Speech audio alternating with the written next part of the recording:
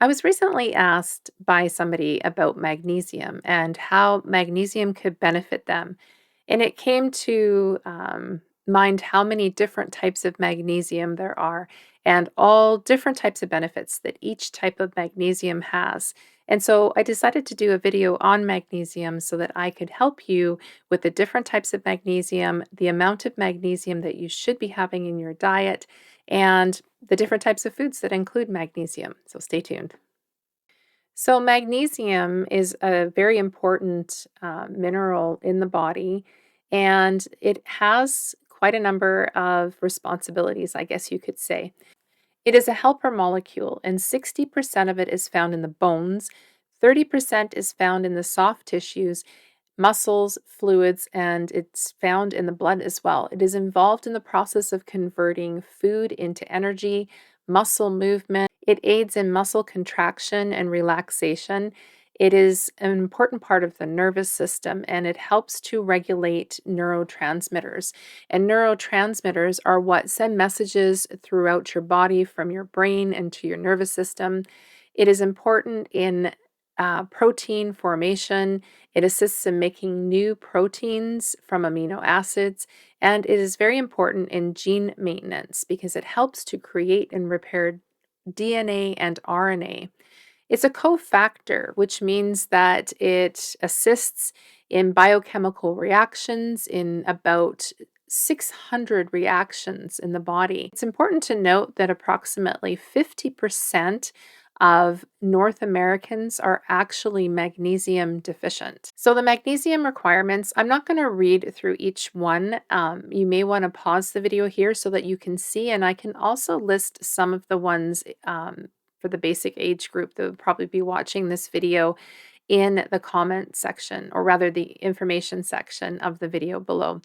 And so, for people that are about 19 to 30 years, the recommended daily allowance for a male is 400 milligrams, and for a female is 310 milligrams. For 31 to 50 years, the recommended daily allowance is about 420 milligrams and for males, and 320 milligrams for females. And 50 plus is 420 milligrams for males and 320 milligrams for females. The recommended daily allowance is the RDA and AI, which you may see in some instances when there's information that you're reading about a supplement or whatever. And AI is actually considered adequate intake. It's recommendation based on observed or experimentally determined approximations. So there are 10 different types of magnesium that we're going to talk about today. There's magnesium oxide, citrate, glycinate, orotate, sulfate, chloride, gluconate, malate, L-threonate, and acetyl taurate. Magnesium oxide. Studies show that 500 milligrams of magnesium sulfide is really great for people that have headaches, specifically migraine headaches. It's been found to be effective as sodium valproate, which is actually an anticonvulsant. It is the most common type of magnesium. It's usually added to most supplements. It's good for headaches and constipation. It is less bioavailable, though, and the other types are glycinate and citrate, which are more bioavailable. And so, bioavailable just means that it's how the body absorbs it. And so, for this particular case, magnesium oxide isn't as easily absorbed by the body. And it may help with metabolic issues such as diabetes. So, 250 milligrams has been shown to be helpful with regulating blood sugars, and 1.5 grams, so not 1.5 milligrams, but 1.5 grams, has been shown to be effective for constipation. But it is important to note that if you use it for too long, it could lead to diarrhea. So, magnesium citrate is often used in multivitamins. It is more bioavailable compared to magnesium oxide that we just talked about. It is helpful for osteoporosis and metabolic issues such as high blood pressure and blood sugar levels. There was a small study that showed that 400 milligrams of magnesium citrate per day was able to, over the course of 4 weeks, lower the A1C level compared to a placebo group significantly. There are several health benefits with magnesium citrate. Most notably, again, is the metabolic issues such as high blood pressure and type 2 diabetes. Magnesium glycinate is highly bioavailable, it is well tolerated, and it may be helpful for depression. It doesn't affect people as readily as some of the other types of magnesium in the way of gastrointestinal issues. Oxide and sulfate, so magnesium oxide and sulfate, do sometimes present with a little bit more in the way of gastrointestinal issues such as diarrhea and that kind of thing. Studies show that 100 to 300 milligrams per day could actually improve quite rapidly symptoms of depression. So that's interesting to note. And if you are currently using an antidepressive, you want to consult with your doctor prior to taking magnesium glycinate in order to help with mood and depression. And magnesium orotate, it actually may help improve heart health.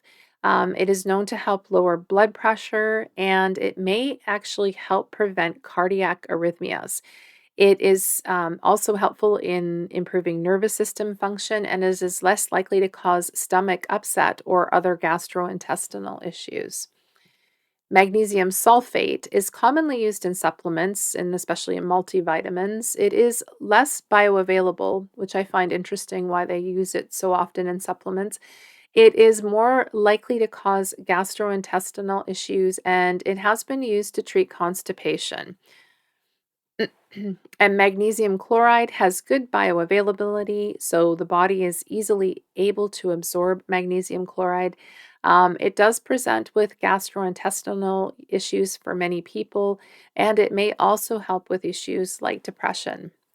Magnesium gluconate is one of those ones, the forms that actually can lead to diarrhea and laxative effects.